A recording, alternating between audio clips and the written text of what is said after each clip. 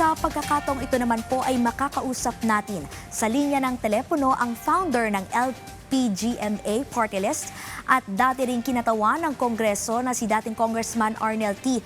Magandang gabi po, Sir Arnel. Si Clazel Pardilla po ito kasama si Ryan Lesiges ng PTV. Good evening po, sir. Yes, good evening po. Sir, may good news po ba tayo para po sa paparating na buwan tungkol po sa supply at presyo po ng LPG? Go ahead po, Sir Arnel. Well, currently po sa monitoring namin last Friday ay so far maganda pa rin naman po yung magiging direksyon ng ating local price sa darating na July dahil bumaba po yung tinatawag na international market price ng LPG. So yun pa rin naman po ang aming inaasahan in spite of the nangyaring I think bombing na ginawa ng US sa Iran. But sa tingin namin, mayroon pa rin naman pong pagbaba na mangyayari sa July. Sir Arnel, si Ryan po ito. Magandang gabi po. Sa kasalukuyan po ba, ano yung pinakamalaking hamon na kinakaharap ng mga consumer pagdating sa presyo at sa supply ng LPG, sir? Opo, well, ang hamon lang naman po na nakikita natin, it's not about our domestic issues or any issue domestically or any other issues in the other international pricing of the LPG. But ang issue talaga natin, it's the peace talk ng dalawang bansa. Kasi doon po talaga nakasalalay yung pagbaba ng presyo ng ating mga petrolyo dito sa Asia or dito po sa ating bansa, sa Pilipinas. So, but because of the signing of the MOU, na naging positive ito sa nangyaring mga nakalipas na araw, I think it will stand na ganun pa rin naman po magiging direksyon yan. May pagbaba pa rin ng presyo pagdating po ng July 1. Attorney, kasi, Sir Arnel, kapag po kasi nakakarinig ng pagbaba sa presyo, ang tanong kaagad ng mga consumer, magkano? Magkano nga po ba yung mararamdaman na bawas presyo sa kada kilo ng LPG? Go ahead po, sir.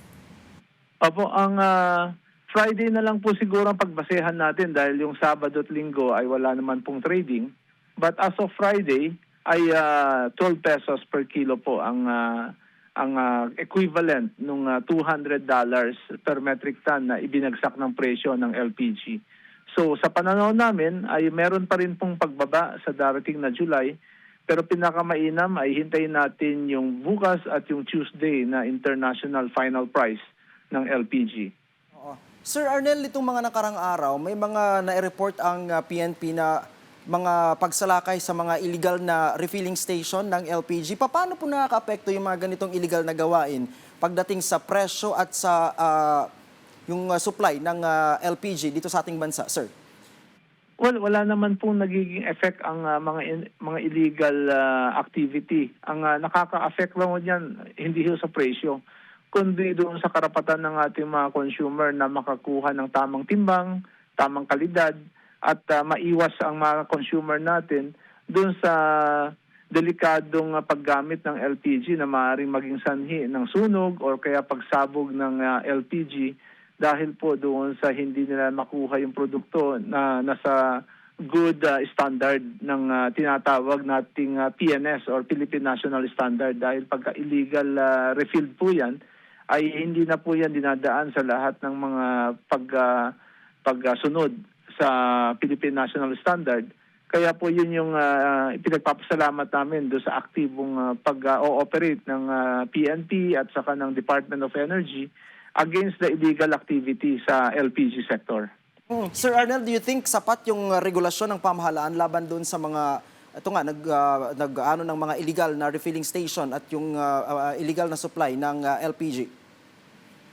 Well, pananaw ko po yung regulasyon naman po ngayon under the new law, yung RA 11592 or LPG Regulations Act, ay sapat. Meron na lang po isang provision ang tinatapos na lang po ng Department of Energy at ito'y ma-full implement na, and that will be happening this coming month of July. And hopefully once na lahat ng provision ng batas ay fully implemented, totally ma-eliminate na po natin totally yung mga illegal activity. Other than that, Sir Arnel, ano po yung mga hakbang panay sinusulong ng LPGMA upang maprotektahan yung, siyempre, mga consumer kaugnay nga sa sunod-sunod na pagtaas ng presyo ng LPG, sir? Well, ang nakikita na lang ho namin dito is yung iba yung pagsuporta doon sa posisyon ng Department of Energy ngayon, yung tinatawag nilang transparency when it comes to doon sa importation ng mga produktong LPG ay kasalukuyan aktibo naman ang DOE sa pagmamandato sa aming lahat na kailangan isubmit namin kung ano yung equivalent ng local price ng aming inimport na presyo ng LPG para hindi ma-overprice ang mga consumer.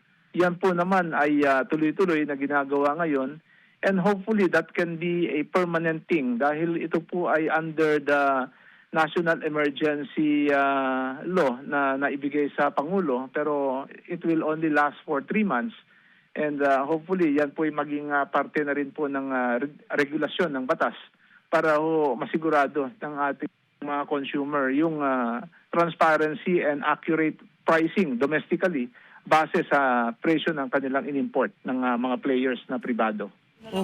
Sir, as we speak po ba, may mga batas na isinusulong upang mapababa yung gastusin ng mga pamilyang umaasa sa LPG? Well, ang nakikita na lang po namin na po pwedeng maisulong na hindi pa po siguro hindi pa namin nakikitang magiging mabilis na ito ipumasa ay yung pagbabalik sa regulasyon ng presyo. Kasi po, that is very challenging when it comes to so-called deregulation dahil meron pa rin po tayong deregulation law. Pero yan po yung aming tinitingnan at pinag-aaralan. Pero so far, lahat naman ng permit when it comes to regulating the industry ng LPG ay nagagawa na po ng gobyerno. Presyo na lang po ang hindi na lang po nila nare-regulate. Alright, maraming salamat po dating Congressman Arnel T. ng PGMA. Magandang gabi po.